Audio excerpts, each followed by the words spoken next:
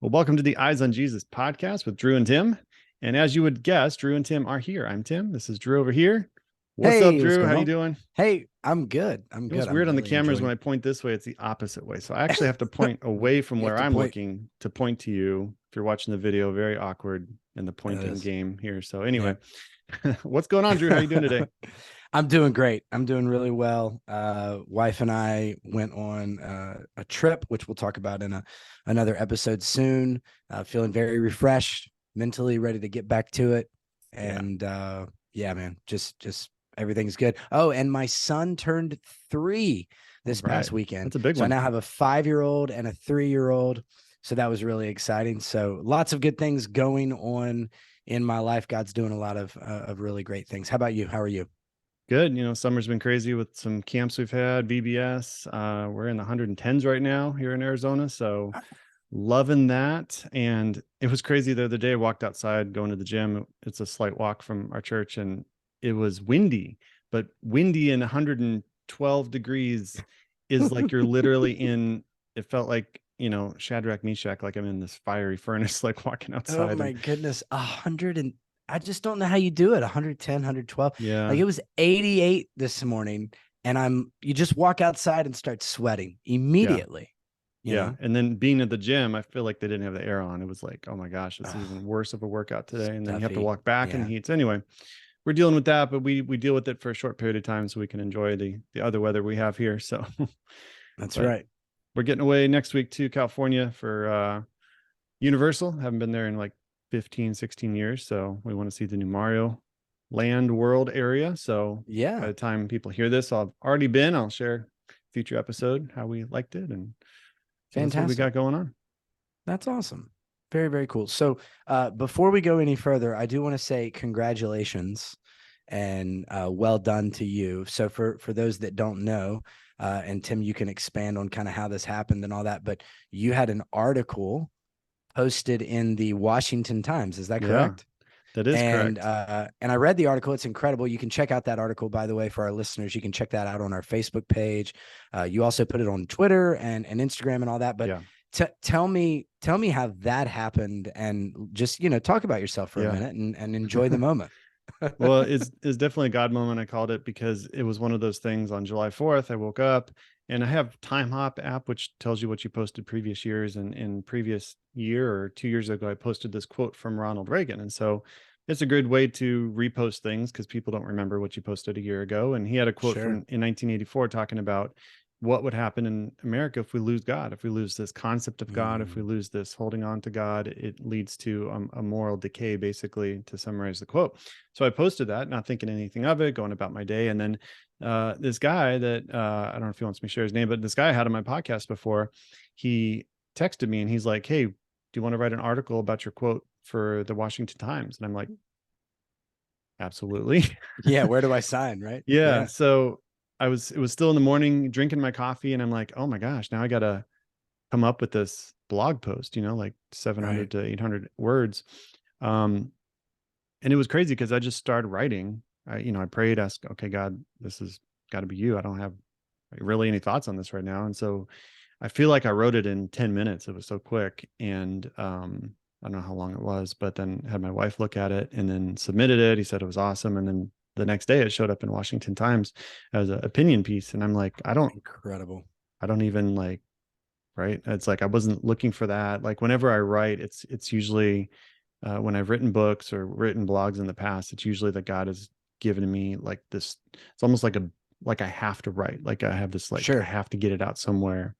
And then it goes away. Like, don't want to write a book right now as I'm talking to you. Don't want to blog ever again, but like these things come up. And so I'm just kind of obedient in the moment. So anyway, it was really cool. I had some good response online to it. And yeah, it was encourage you to check it out if you're listening. It was one of those pieces where it's like, I don't like getting involved in politics or, uh, you know, religion versus, separation of church and state and all that stuff. But really from a perspective of what is our response as Christians? And I even put in there, it's like, I don't want the church at large to rule the entire country. Like we can't even rule ourselves in Yeah, denomination. We tell me can't come about to a it. consensus. Like that's not the point of this. The point is for Christians to Right. step up and be the light of the world. I mean, bottom Right. line.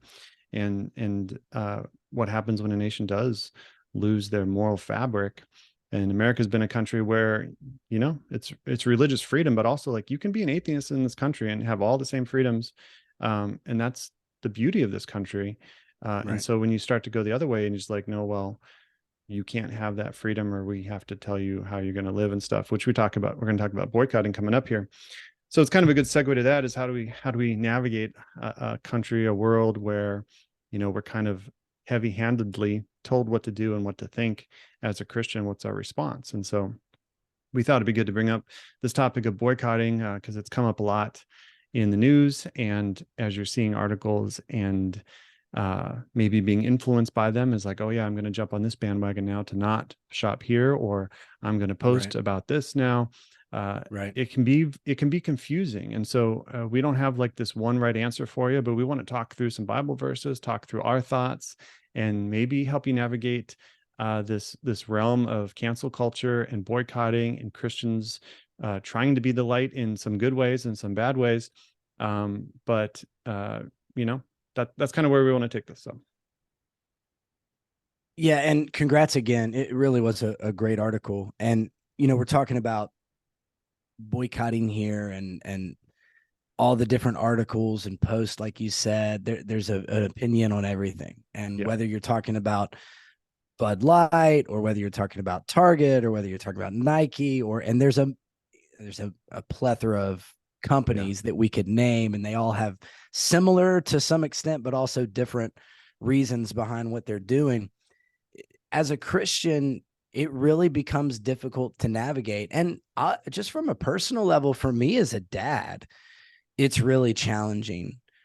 I have a daughter who loves unicorns and rainbows and, everything that, if worn in a certain context, shown in a certain context, delivered in a certain context, could be looked at a certain way, hmm, Christian or non-Christian. yeah, And it really hit me a couple months ago when I was taking my daughter to Target. We were looking for a new like water bottle or lunchbox or something that she needed. And right at the front was this pride display.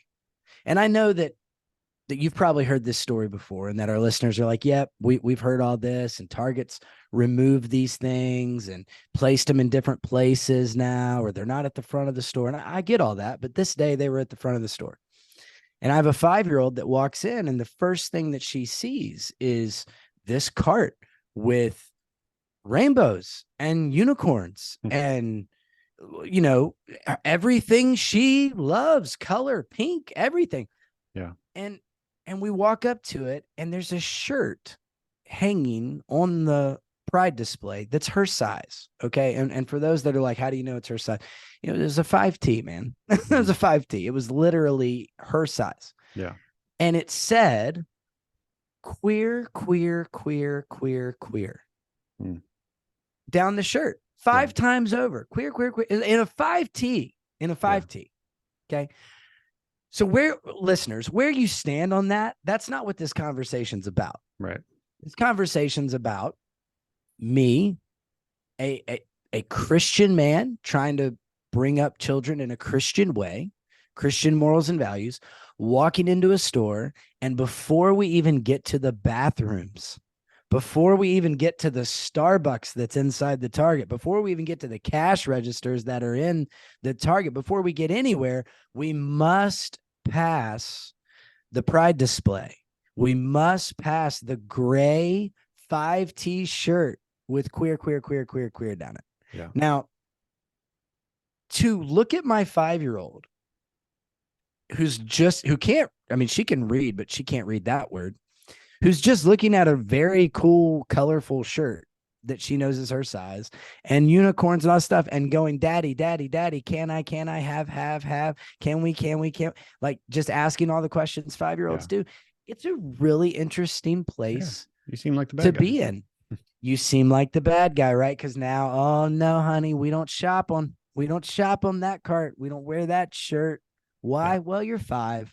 And Can't understand. They can't I understand don't that. think you have no concept. You Mm-mm. have no concept. And so we finish our trip, we get whatever we want. Now I'm like, I'm not upset, but I'm like, this is, you know, really frustrating to put a parent in that position.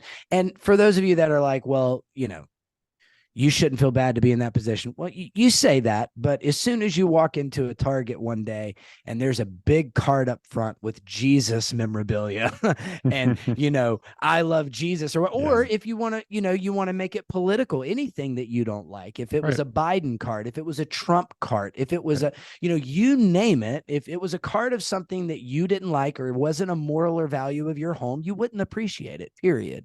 Yeah. So, this isn't some kind of, I'm not sitting here having some kind of attack on, we can, get into the comment Yeah. section of social media on that, but it was just really uncomfortable. So since then, I know there's been some changes, not necessarily in Target's policy, but maybe in their placement Mm. of where these things are. And now you have this kind of thought in your head of like, all right, now do I keep supporting that? Do I shop there? Do I, boycott it? Because that's the big thing right now. I Yeah. know with Bud Light. Bud Light, you can't sell Bud Light. Like No. you walk into any grocery store right now, and Michelob Ultra is sold out. Miller Lite is sold out, but you can't sell it. You can't sell Bud Light. They got it on display everywhere. You can't sell it, and I don't know. I don't really know if that's the answer because, in all honesty, like my family, I don't really know if we stop contributing to Target, if Target's going to notice.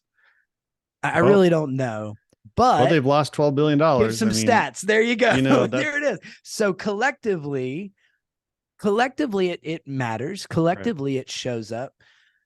So I don't know, man. It's a challenging thing to walk through. I will be, I'm always going to be honest on here. I'm pretty, I'm always up for a debate if somebody wants to do that. But for my family and I've been to Target one time since then because my wife needed something and it was just going to be easier because it was next to Home Depot.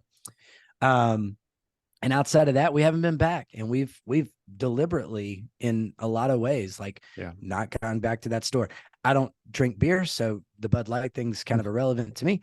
But it is interesting to see these companies take a strong stance Yeah. on, according to everything I see statistically, is less than 5% of the American population. So we're going to take a strong stance to support an incredible minority of the population, Right. and then reap the consequences of it. Yeah. And it'll be interesting to see what continues to happen from there. Yeah. The thing is, when you talk about what I think is if there is a agenda to all this, it's really desensitization.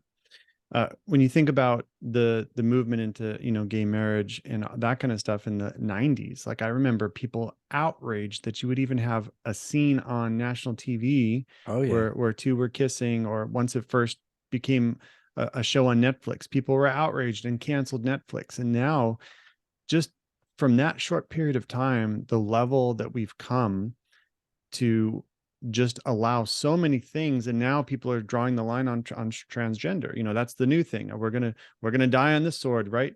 And then I think it'll quickly pass. I honestly do, because when people start to do this kind of stuff, that they're making a stance, but then the next time it rolls around, people either have a short memory, or they Yep. go back to Target because of the sales or whatever it is, or they remember like, oh, I used to drink Bud Light with my friends, I'm going to go back to it. And so Yep. then they're like, the next time this comes up, let's say next Pride Month, people would be like, oh yeah, we tried that last time, and it looks like they're pretty persistent, and you just kind of give up, for better or worse. I'm just saying this is kind of how it Yep. is.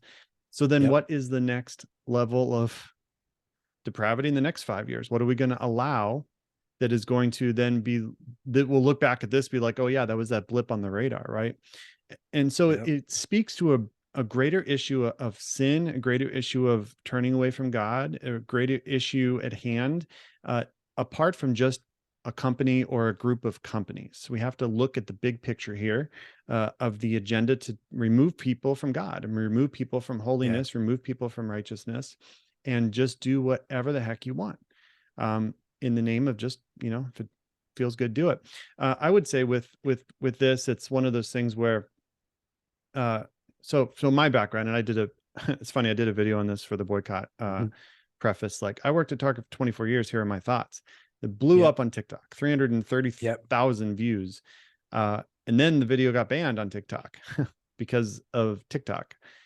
And I was like, oh wait, well, chalk that up to, the censorship that they're trying to do on these platforms. Yep. And it's still on my Instagram if you want to see it. But the goal of the video was just to say, like, for me, having worked there for as long as I have, it's always been a liberal company, always has. And for at least 10 years, we've had Pride months, right? When I worked there. And as a Christian, some people would be upset. Like, how could you even work there, right? When they celebrate Pride.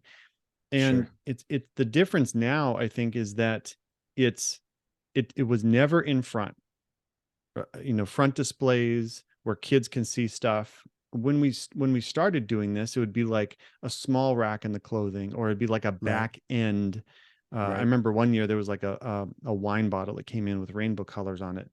And the vendor was like, do you guys want this or not? And I was like, no. And I had the ability to say no, right? But now they just ship all the stuff in. You have to put it in prominent displays. And I've even seen, like, the break rooms are being, decorated. I think management is being required to celebrate or to cheer this on, or to go to these rallies. And once you start, the difference was that it was never required of me to put my pronouns on my name tag, or to go to these events, or to openly support this, right? Because you can look at so many different brands. I mean, thousands of brands in one store. You can pick apart every single brand and what they stand for, and boycott single brands, boycott a whole department store. You can go crazy with this boycott, agenda game, whatever you want to call it. And so it really has escalated from when I was there, 3 years ago now. When you start having satanic shirts as well, the Satan designer, that I couldn't believe that. Satan respects your pronouns. Like, come on, like, unbelievable, bro.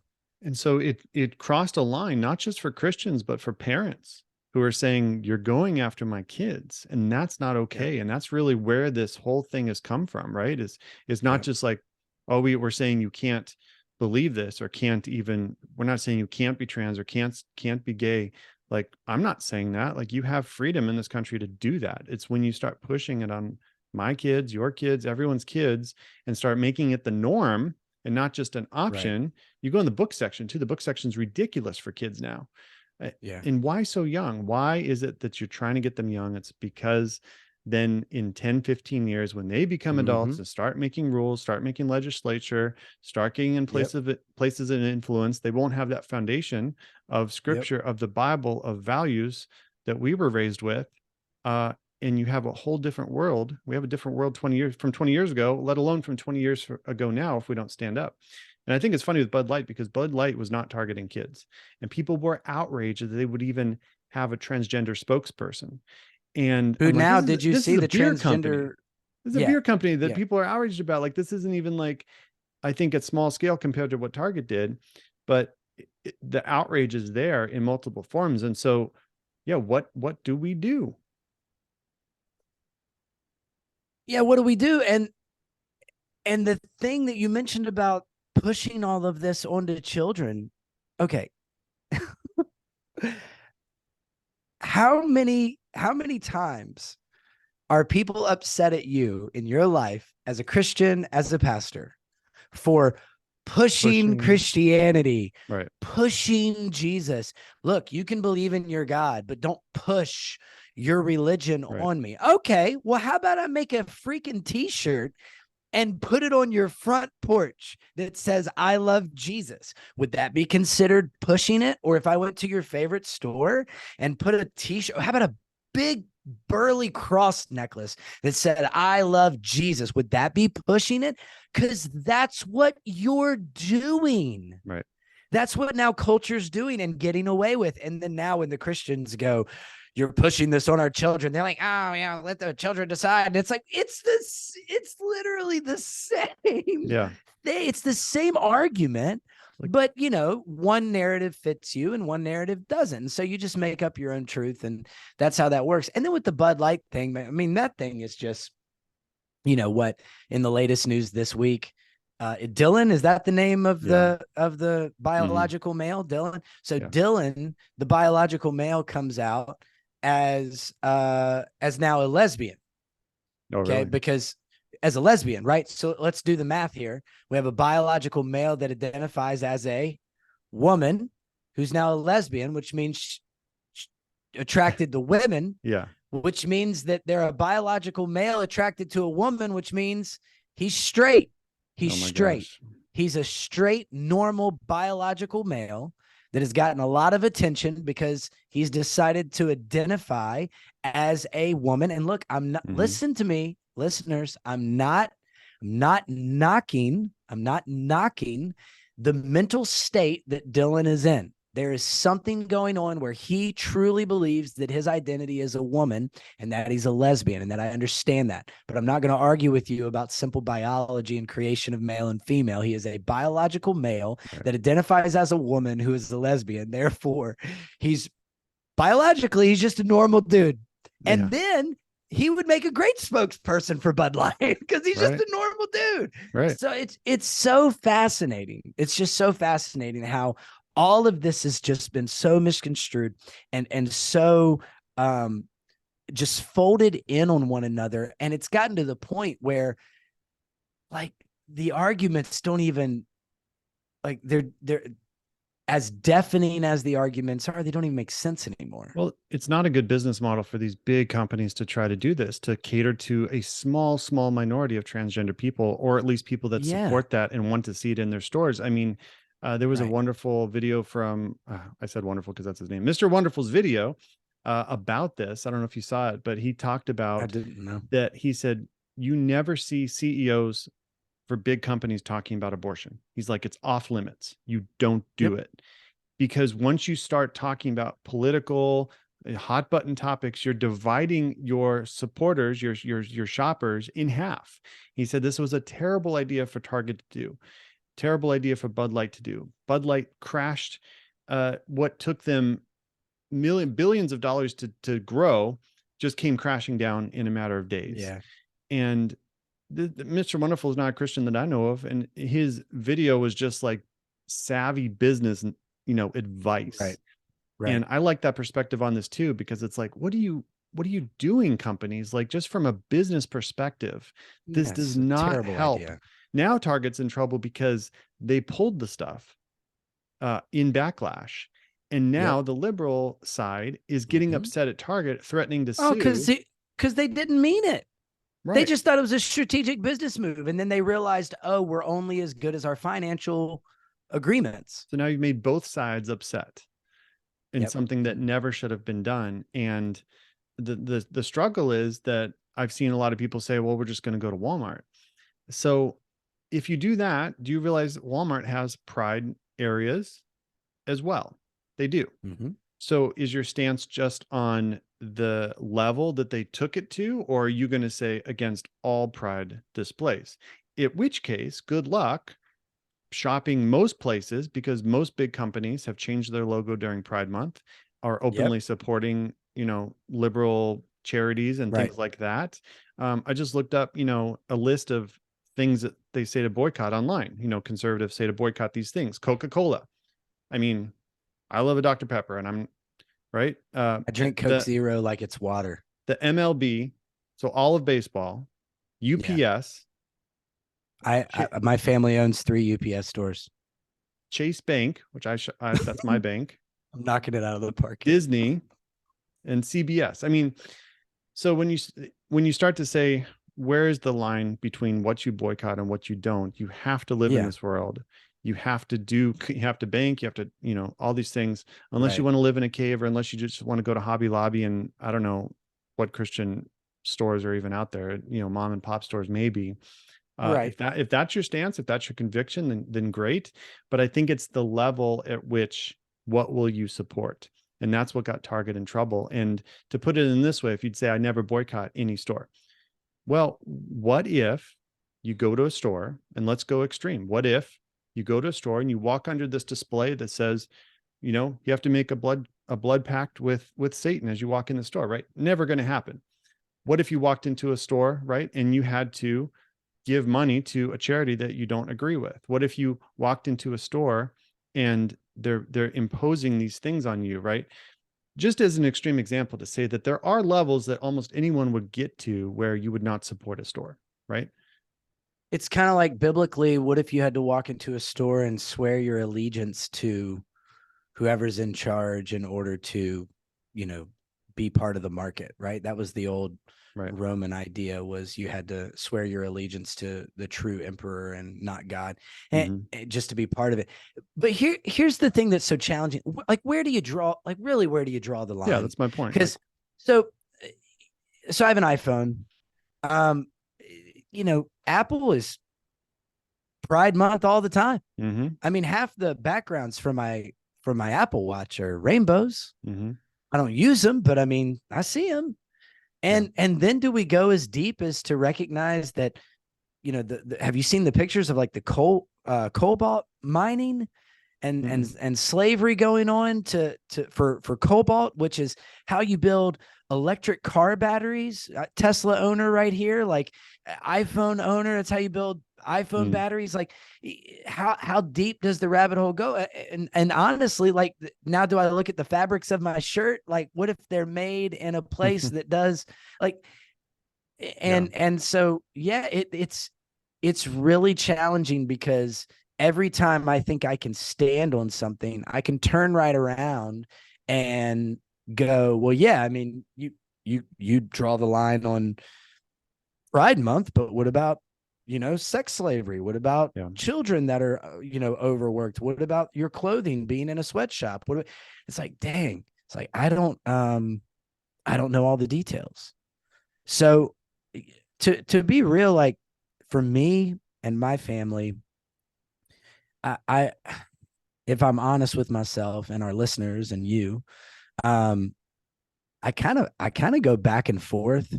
There's some moments where I'm like, you know what, at the end of the day, this is the world that we live in. It's terrible. You know, there's some great things about it. There's some really terrible things about it.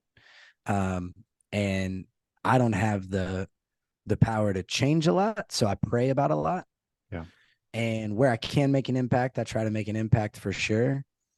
But I also recognize that, like, biblically, we see that the people that we read about, the stories that have been told for thousands of years, are people that knew the truth, that knew the gospel, that knew Jesus, and that through that relationship, they recognized when there was something counter to that going on. And they weren't always incredibly bold, but they certainly didn't go along with it. Yeah. And sometimes not going along with it leads to you being bold. So I want to make sure that our listeners understand, just based on what I see biblically, I don't think that our role is always to point to Jesus. Right. Period. It's not to point to a political party. It's not to point to where we were right, where somebody else was wrong. It's certainly not to call out somebody else's sin on social media. Recognize that we are told to hate our own sin, and then point others to Jesus, not point to ourselves and hate others' sin. That's not how it works. That's right. So for me, I'm just doing what I can to make sure that when I do post on the topic or say something on the topic, that, yeah, there's truth in it, but there's also truth with grace, not acceptance, not, you know, live however you want. That's not what I'm saying, but there's truth, but then there's grace, understanding that I don't know that person's story, and knowing that if I didn't have the parents that I have, the people in my life that I have, the wife that I have, there's no telling you know, where I would be and what you would be reading about me. And it's because of the people that God surrounded me with, and it's because of my relationship with Christ that I am where I am. So it's not my role to judge anyone else, but I do think that we have to be mindful of what we will, like you said, what we will give into, what we will walk into. Sometimes the most bold stories need to start with someone just saying, hey, this is not right. And I know it's not right. Yeah. And I don't even have to defend the fact that I know it's not right because I know who I know. Right. And so I'm just not going along with it. Right. And listen to the Holy Spirit, your convictions for your kids. You be a parent, like don't let society dictate what you should or should not do. And Yes. everyone's convictions will be slightly different because we're Yep. growing, we're in different stages of life. I think a good example in the Bible is when they talked about offering food to idols. There's chapters on this where Paul's talking about, that there's really nothing inherently wrong in it. However, if it becomes a stumbling block for your brothers, then don't do it. Don't eat the meat that's offered to idols Right. around people that have a problem with it. Right. Right. And so when you think about how this relates to today, right? Someone's conviction, let's say it's alcohol and you enjoy alcohol as a Christian, right? You're going to have someone over that has struggled with it in the past. You probably don't want to break that out in front of them, right? Probably not. You Right. know, we don't watch Harry Potter. That's our conviction as a family. I don't judge anyone that does. That's something where if I come to your house and you know that, you probably should not put a Harry Potter on movie out of respect for what we believe. And so Right. when we talk about convictions, it's respecting where people are at and realizing that, if someone believes something now, it might change in 5, 10 years, right? As God Sure. moves on them or whatever. But to understand it's not your job to be the Holy Spirit in their life, to make sure that uh, have an answer for why you believe if someone asks. But and that becomes tricky. And I think about that when I shared, the video about Target and my beliefs on it. Like Yeah. I have it. It's funny when people are on my channel and put comments in, oh, don't share, don't push your beliefs on us. Like this is my channel. These are my videos. You can swipe or How block me. dare you, Please Tim? block How me. dare you? Yeah. So it becomes a hard balance between, calling out people or making a hot buttons your constant Yep. thing because those get the views. That's the hard part for me on TikTok is like, well, I know these are going to get the views. And when I do a video on a Bible verse and what it means to me, it gets 200 views. It's like, Yeah, what's up with that? Can we just have a conversation about that? It's like because I, there's pressure in that. I want to point people to yeah, Jesus, but every time I make uh a post about Jesus, I yeah, get like a couple likes and people are like, "Yeah, you love Jesus." Then yesterday, I don't know if you saw what I put on Facebook, but I posted about how once it actually goes here. I'm just going to pull it up because it goes right along with what we were saying today, and why not promote what I posted. Um, I said whenever power is not submitted to God, people play God. Power mhm, that doesn't sit under God will seek to play God and grow more prideful and beast-like rather than humane. mm, And while you're thinking of government, feel free to throw churches in there. I'm disgusted by the forward thinking pastors who have turned their back on the word of God in order to show growth in numbers, mm, turn their back on the authority of scripture in order to capture the attention of a generation. Humanity doesn't have the power. God does. Preach the gospel, preach Jesus, truth and grace, and stop running after earthly goals and be obedient. The boom. creator will always rule over his creation. So you post that, and everybody gets all riled up, but you get likes, you Yeah. get comments, you get messages. And then if you scale that back and you're like, Jesus loves you and wants to be in a relationship with you, people are like, cool, thanks. Yeah. Right. I Three know likes. exactly. And if you don't believe us, go to a major YouTube channel that has millions of subscribers and look at their thumbnails. Oh yeah. They're all designed to suck you in. Yep. Like, top 5 reasons why this church is not following God. Number 4 will shock you. Right. Those are Absolutely. those are insane. And it's like I hate playing that game, but it's like if you're online, you kind of have to play a part of the game. You have to play something. Got So to have a strategy. with the boycott thing, it's one of those things where I would go back to there was a couple of scriptures I wanted to talk about real quick along with the Please. idols. 1 Corinthians 5:9. I wrote to you in my letter not to associate with sexually immoral people, not at all meaning the sexually immoral of this world or the greedy and swindlers or idolaters, since you would need to go out of the world to get away from them. So it's one of those things like, oh, don't associate with them, but also you're going to be in the world. And I don't Yep. mean outside of the church, but not people who claim Jesus. And there's a higher judgment for those who are in your church who should be accountable to that conviction and leadership, right? But the world's going to be the world, is basically what he's saying. Mm-hmm.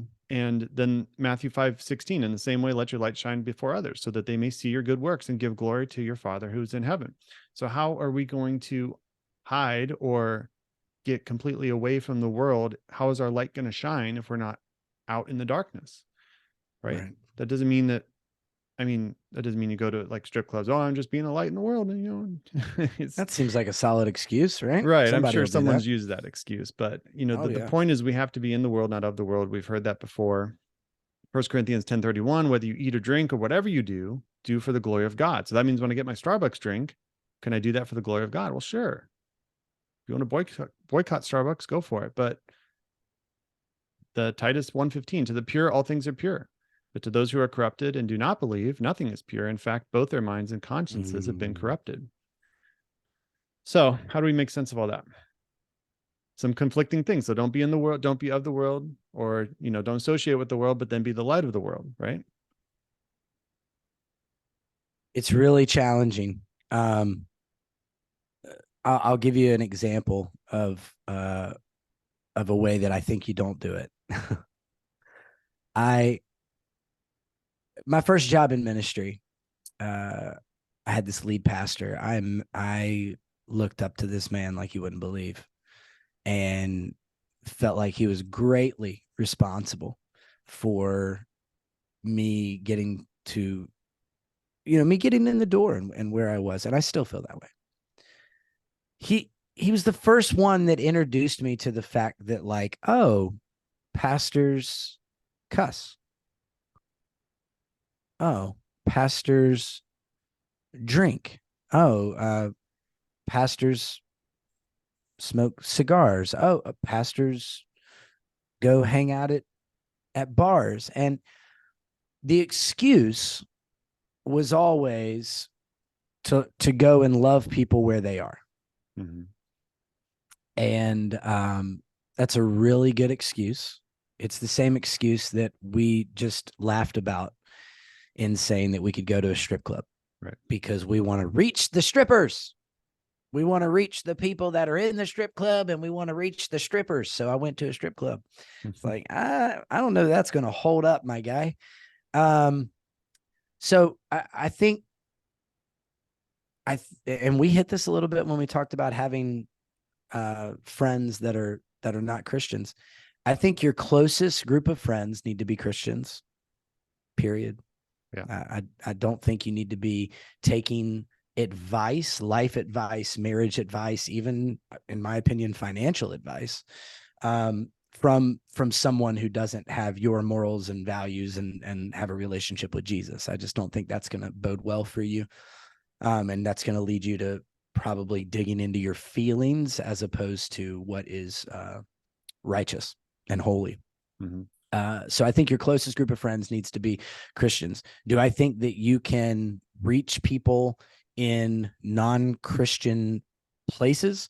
Sure. Do I think you can reach non-Christians? Sure. Do I think you should seek non-Christian places out in order to build that defense? No.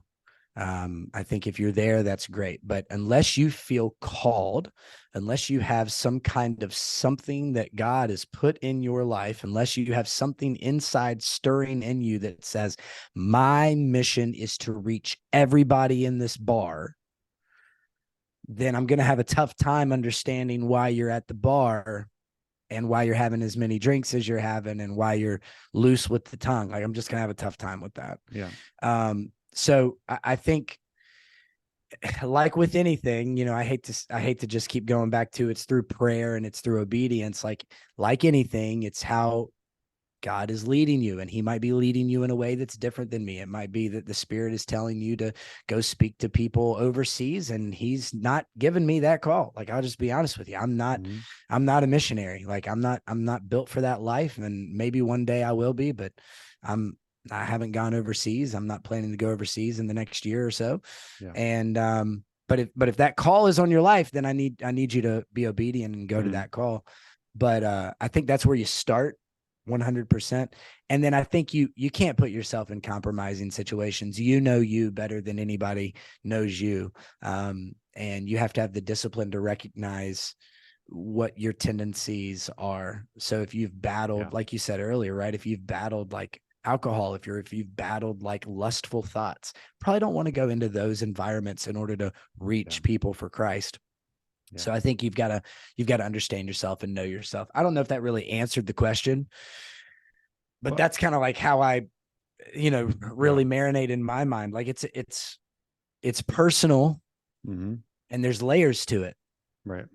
And there's a response required once you have, like, if you have that call to be a missionary, there's a response required. If God called you to do it, the ball's in your court to respond. Yes, And then it doesn't become a sin for everyone else who wasn't called to be a missionary. It becomes a sin for you correct. if you don't go to be a missionary. And I think that's a good way to wrap this up, is that the response to these kind of issues, a lot of it depends on your knowledge. Like if you research a company, Yep. let's say people don't even know about this target issue and they're still shopping there and they feel like, oh, Yep.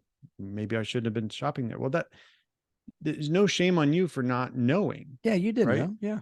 Now, then it becomes the issue of what is the limit of what I know, and then how should I respond? So if I'm researching a company and I see that they support uh, child trafficking, right, in some way, somehow I find out this information, the responsibility on me would probably not to support that company, Yep. right?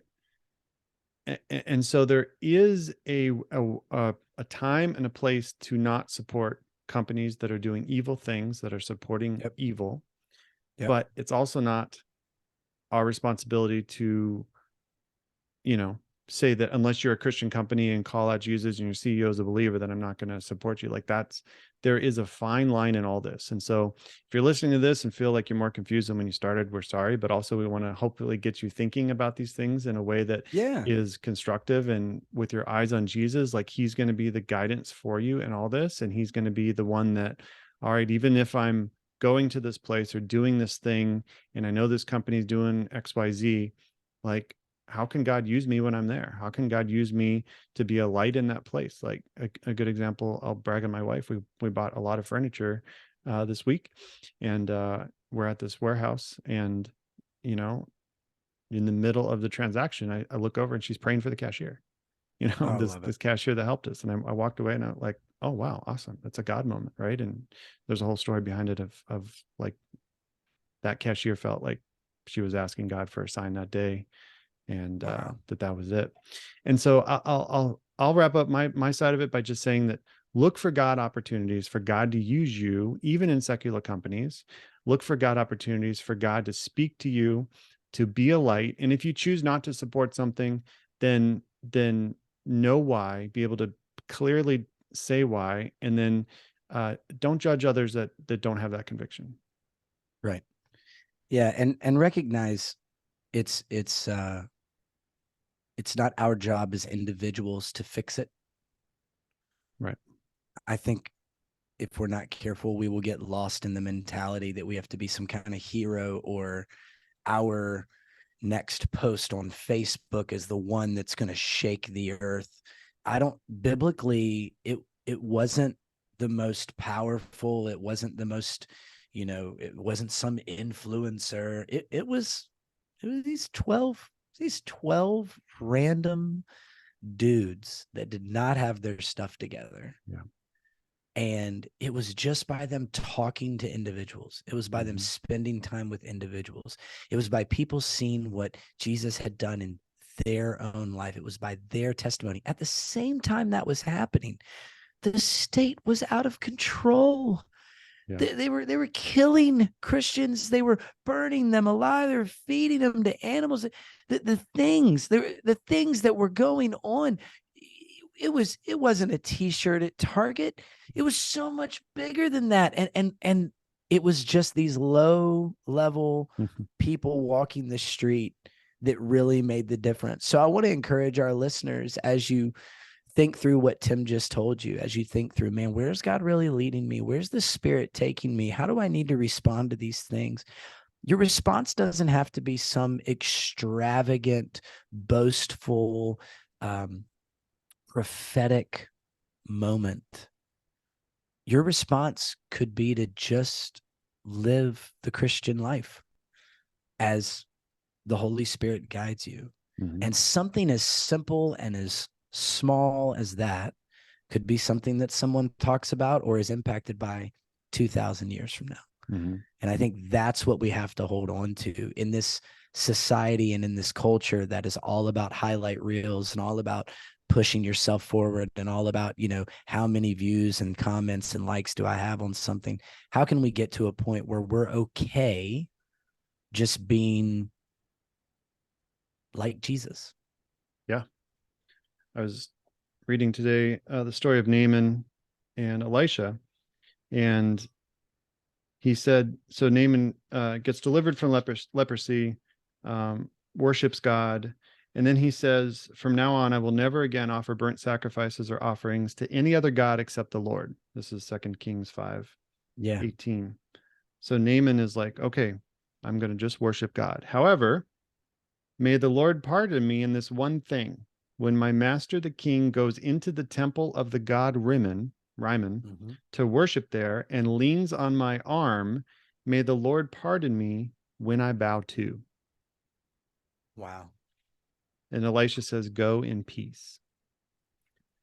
And so here Wow. was this guy who's like, man, I have this job, I have this responsibility to my master that when he bows to this God that I no longer serve, that I have to, because otherwise I don't know if I get killed or something, right?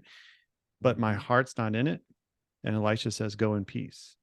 And so I just Wow. want to encourage you, go in peace. If you're in these situations where your heart is for Jesus Christ, and then you're shopping in these places or being in these places where you're like, I just feel icky here, go in peace, knowing that you serve Jesus Christ and that he sees Yeah. your heart.